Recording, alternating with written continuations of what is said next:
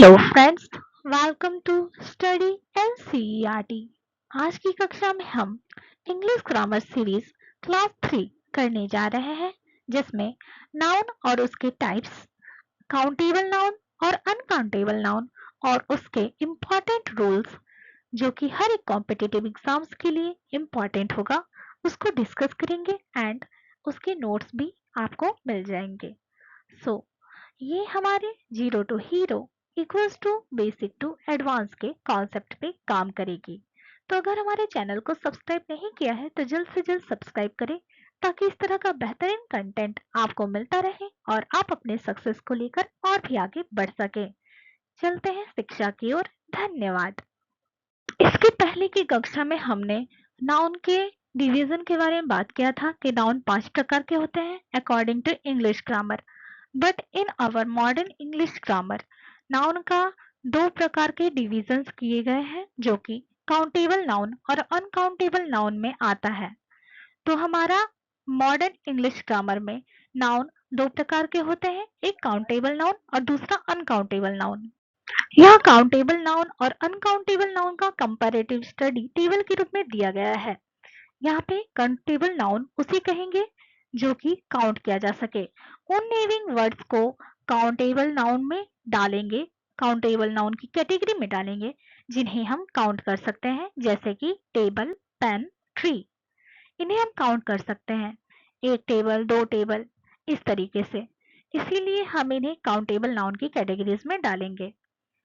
इसके विपरीत uncountable noun, जिन्हें हम काउंट नहीं कर सकते, उन नेमिंग वर्ड्स को जिन्हें हम काउंट नहीं कर सकते, उन्हें अनकाउंटेबल नाउन की कैटेगरी में डालेंगे। जैसे कि ऑक्सीजन, ऑक्सीजन को हम काउंट नहीं कर सकते, एक ऑक्सीजन, 2 ऑक्सीजन, इस तरीके से काउंट नहीं किया जा सकता ऑक्सीजन को।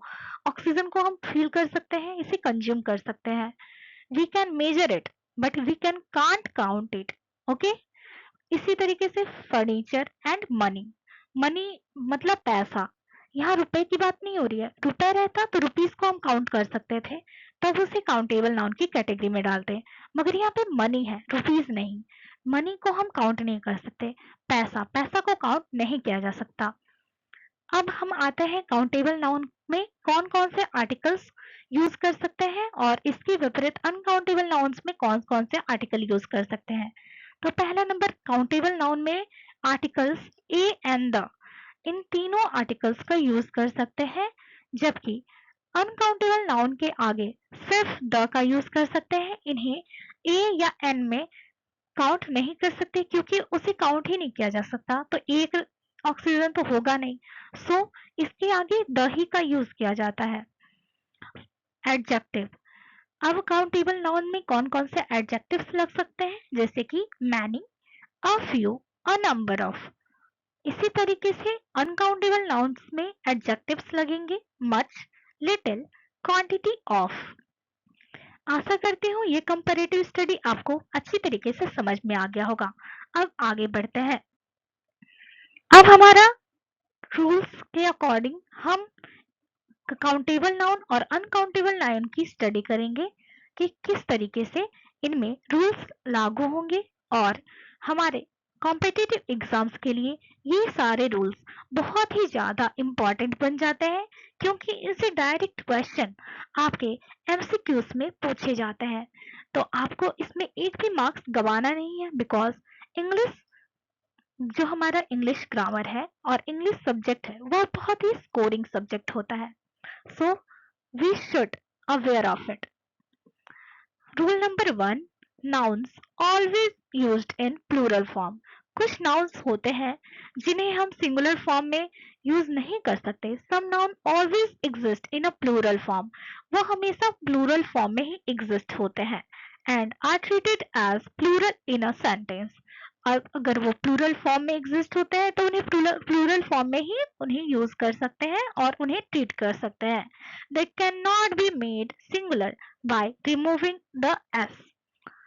तो यहाँ पे लास्ट में जो एस लगा रहता है उसे हटाकर हम उसे सिंगुलर फॉर्म में नहीं बना सकते, उन्हें हमेशा ही हम प्लूरल फॉर्म के रूप में ही ट्रीट करेंगे।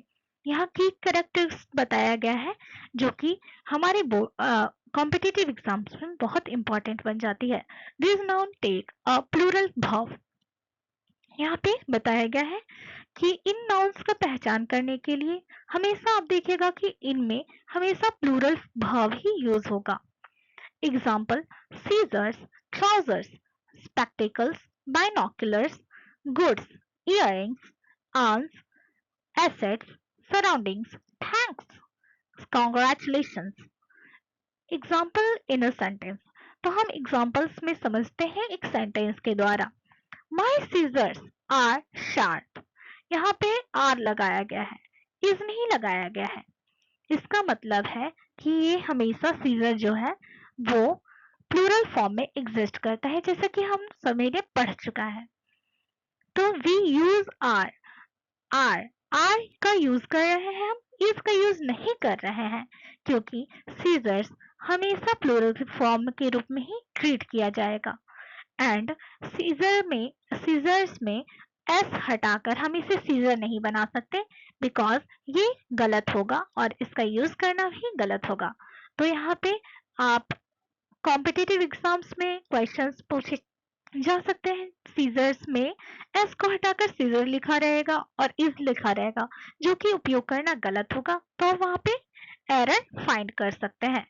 अब हम पढ़ते हैं इसके मीनिंग्स की ओर। कुछ यहाँ पे मीनिंग्स बताए गए हैं जो कि इस रूल को फॉलो करते हैं, जो ऑलवेज प्लूरल फॉर्म में ही एग्जिस्ट करते हैं। इनका टेबल्स यहाँ पे आपकी सुविधा के लिए दिया गया है, आप इसे जरूर से जरूर याद कर ले।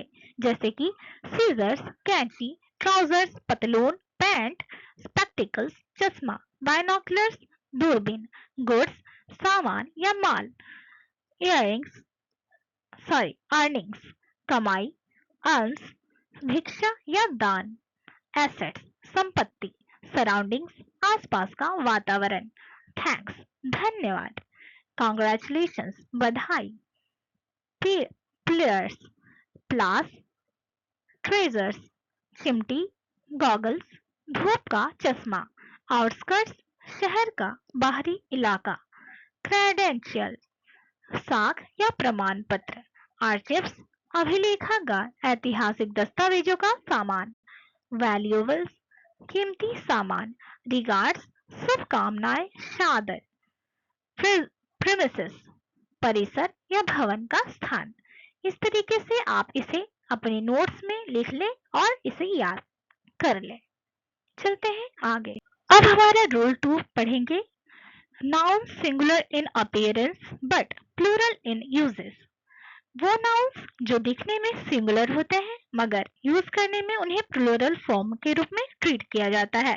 सम nouns appear in singular then do not end in S, मतलब उन्हें उनके अंत में एस नहीं लगाया जाता और वो दिखने में सिंगुलर के रूप में ही दिखते हैं, बट उनका उपयोग प्लूरल फॉर्म में किया जाता है and must always be used with a plural verb, और उनके साथ प्लूरल वर्ब ही यूज किया जाता है, क्योंकि प्लूरल के साथ प्लूरल वर्ब का ही यूज करते हैं।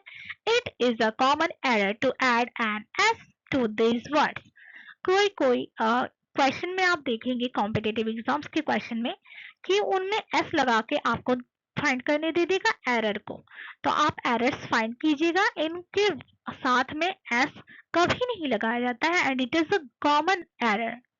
दे are already plural, so adding s is grammatically and incorrect।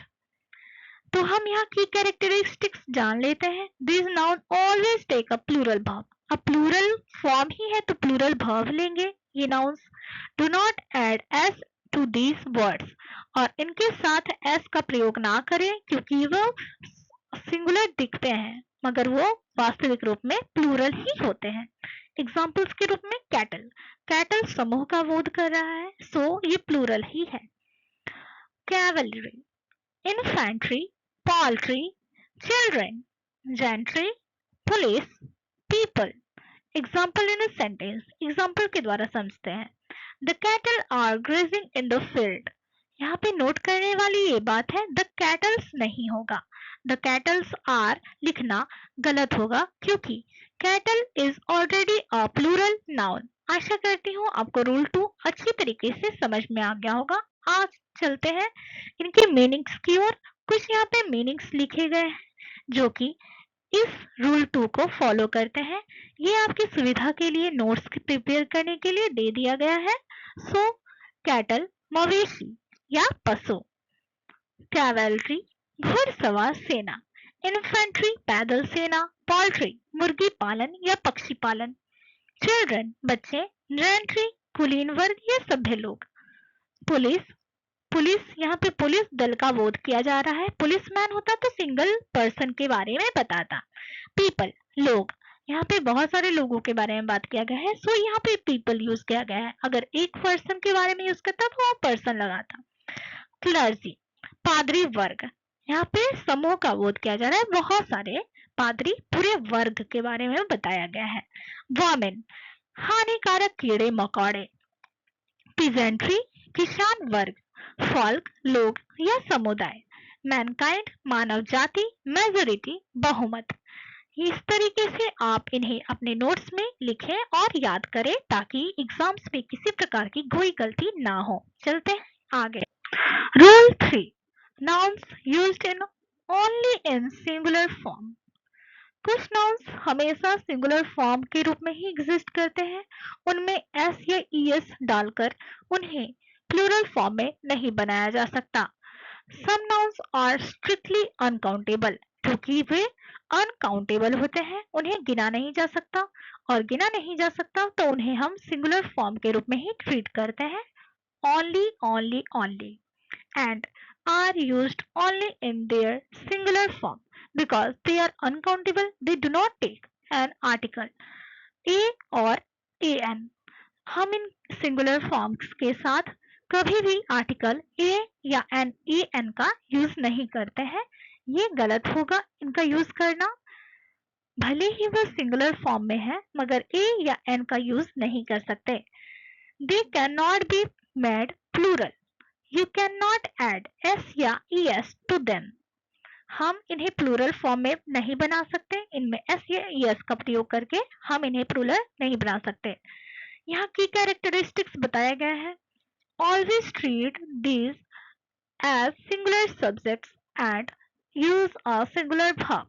Do not use a or an before them। Only use कर सकते हैं हम the as required। एग्जाम्पल्स के रूप में scenery, hair, business, mischief, bread paper, knowledge, wastage, money, jewellery, work, evidence. Example के रूप में हम एक सेंटेंस को देखते हैं। The scenery is beautiful. यहाँ पे नोट करने वाली बात यह है कि हम सीनरी को द सीनरीज नहीं लिख सकते या अ सीनरी लिखना भी गलत होगा।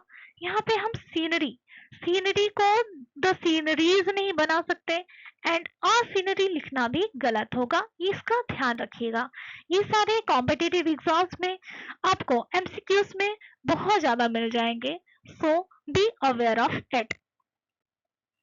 और यहाँ पे टेबल्स के फॉर्म में यहाँ पे सारे ऐसे मीनिंग्स दे दिए गए हैं जो रूल 3 को फॉलो करते हैं। आप अपने नोट्स में इसे लिख लीजिएगा एंड जरूर से जरूर याद कर लीजिएगा because it is more important for your exams.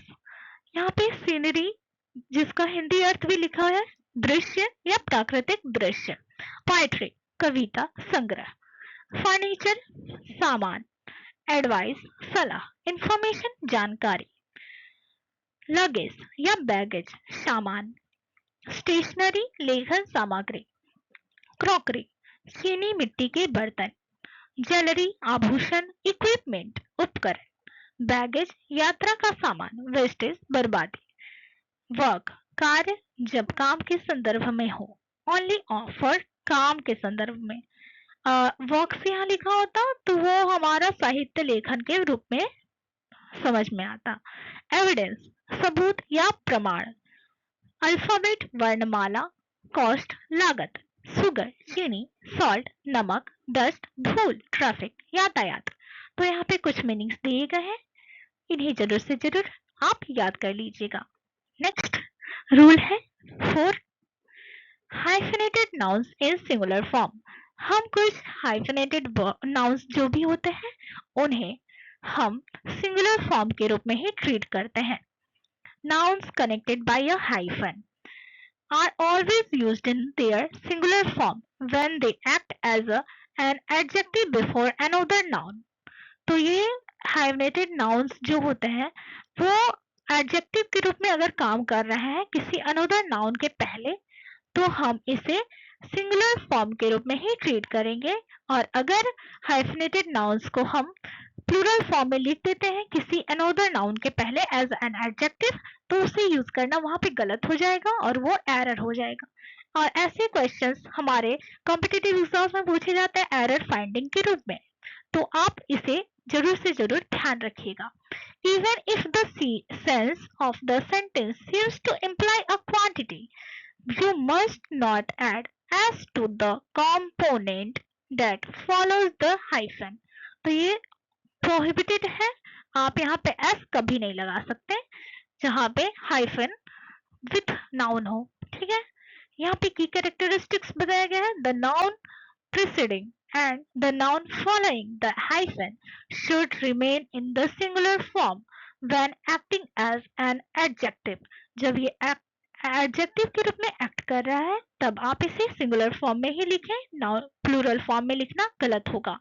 Examples यहाँ बताए गए हैं, अ 10 माइल वॉक, यहाँ अ 10 माइल लिखा गया है, 10 भी यहाँ पे सिंगुलर फॉर्म में एंड माइल भी यहाँ सिंगुलर फॉर्म में ही लिखा गया है।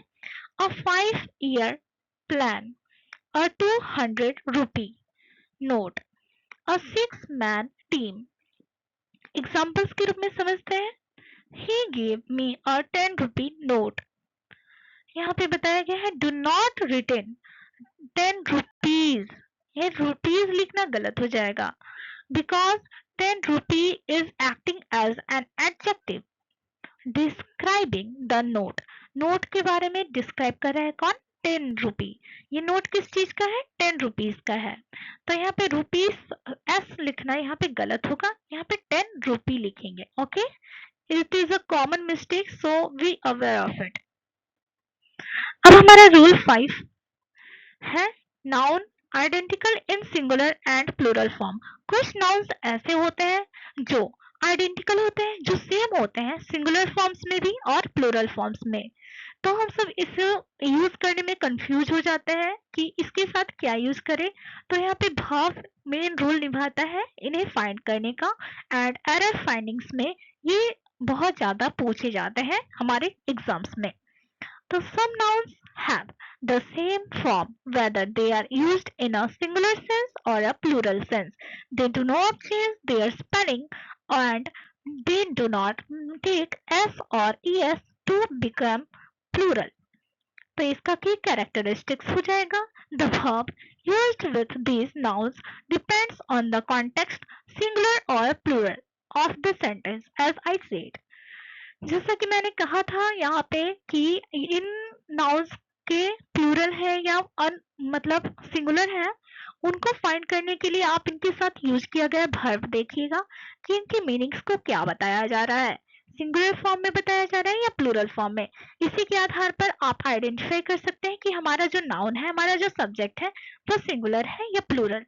एग्जाम्पल्स के रूप में deer, ship, series, species, fish, crew, team, jury, aircraft, council.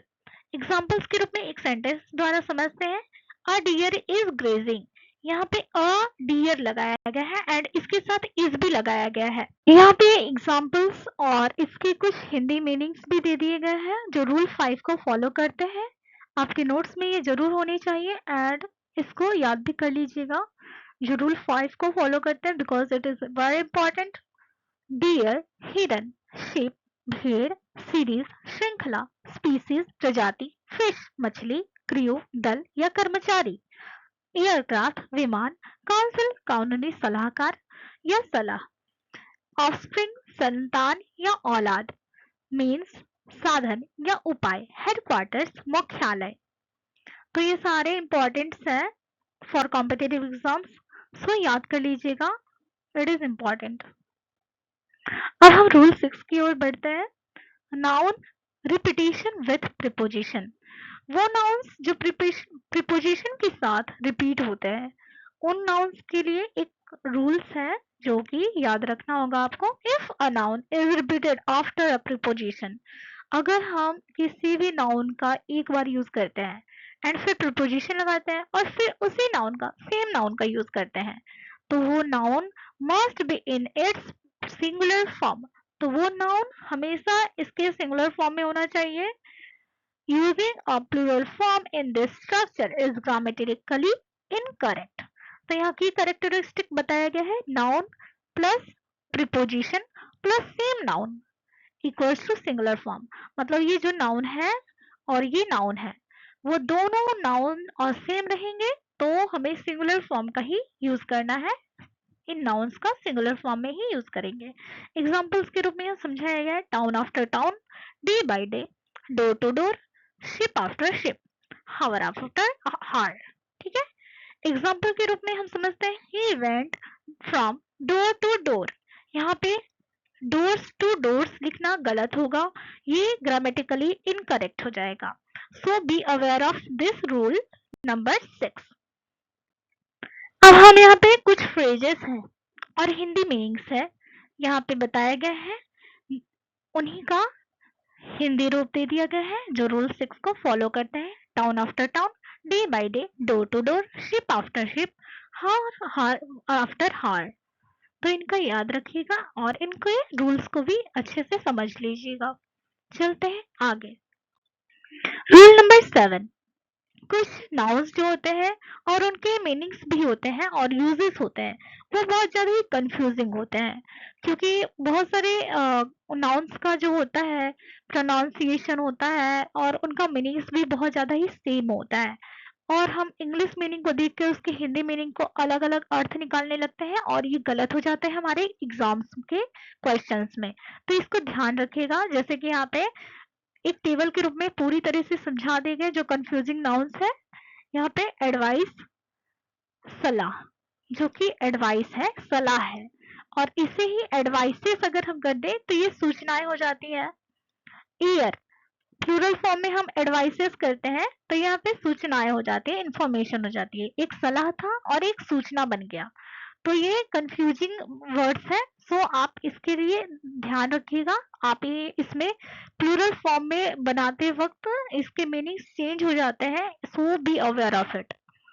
Year, हवा, जो कि सिंगुलर फॉर्म में है, मगर ईयर्स अगर हमें लिखते हैं तो यहाँ पे दिखावटीपन आ जाता है, बनावटी व्यवहार आ जाता है।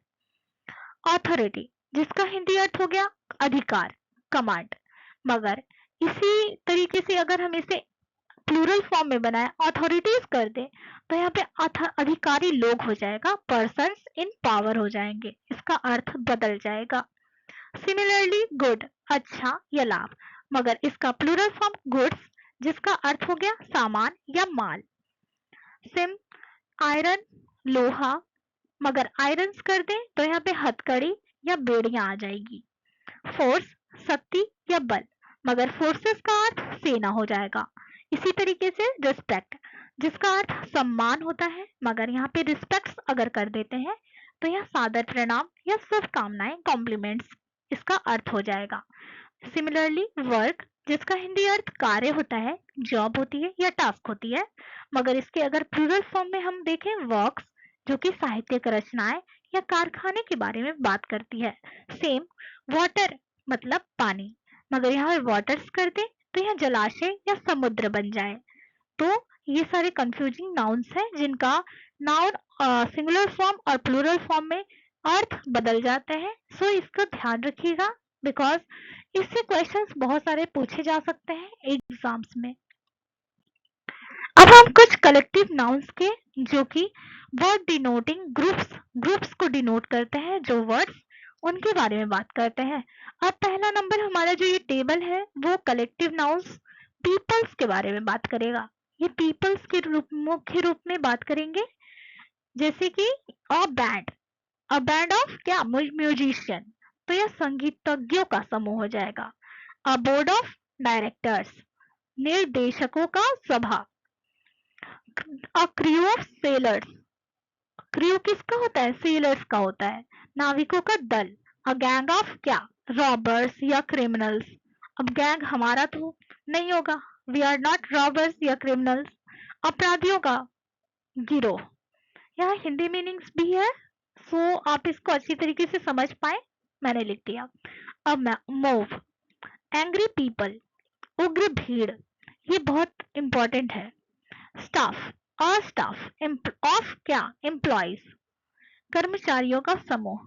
अ ट्रूप ऑफ सोल्जर्स, सैनिकों का दस्ता। ठीक है। अ जूरी ऑफ जजेस, न्यायाधीशों का समूह। ये सारे बहुत पूछे जाने वाले क्वेश्चंस के अंतर्गत आते हैं। सो यहाँ पे इस टेबल को अपने कॉपी में लिख लीजिएगा। नेक्स्ट, ये टेबल हमारा कलेक्टिव नाउन्स जो एनिमल्स के समूह को दर्शाएंगे, जैसे कि अ ब्रूड ऑफ चिकन्स, मुर्गियों का समूह। अ फ्लॉक ऑफ बर्ड्स या शीप, पक्षियों या भेड़ों का झुंड। अ हर्ड ऑफ कैटल, मवेशियों का झुंड। यहाँ कैटल है, कैटल्स लिखना गलत होगा, याद रखिएगा। अ लीटर ऑफ पपीज या किटन्स, पिल्लो या बिल्लियों का समूह। A pack of what, Wars या हॉर्न्स, भेड़ियों या शिकारी कुत्तों का समूह। अ स्वार्म ऑफ व्हाट, बीज और इंसेक्ट्स, मधुमक्खियों या कीड़े मकोड़ों का झुंड। इसी तरीके से हमारा टेबल कलेक्टिव नाउन्स थिंग्स के लिए होगा। कुछ सामानों के भी कलेक्शंस होते हैं, कलेक्टिव वर्ड्स उनके लिए भी यूज किए जाते हैं, जैसे कि अ बंच ऑफ क्या, कीज या ग्रैप्स, चाबियों या अंगूरों का गुच्छा। अ फ्लीट ऑफ शिप्स, जहाजों का बेड़ा। अ हिप ऑफ स्टोन्स या सैंड, पत्थरों या रेतों का ढेर। अ लाइब्रेरी ऑफ बुक्स, पुस्तकों का संग्रह। अ बैंक्वेट ऑफ फ्लावर्स, फूलों का गुलदस्ता। अ गैलेक्सी ऑफ स्टार्स, तारों का समूह। इसी के साथ हमारे पूरा सेशन कंप्लीट होता है नाउन और उसके टाइप्स का, काउंटेबल नाउन और अनकाउंटेबल नाउन का। अब हम next session English grammar series में प्रोनाउन के लिए लेकर आएंगे, जो कि हमारे एग्जाम्स के लिए इम्पोर्टेंट होगा। And thank you students for watching this video and subscribe my channel for all other sessions which is important for your exams and success. धन्यवाद।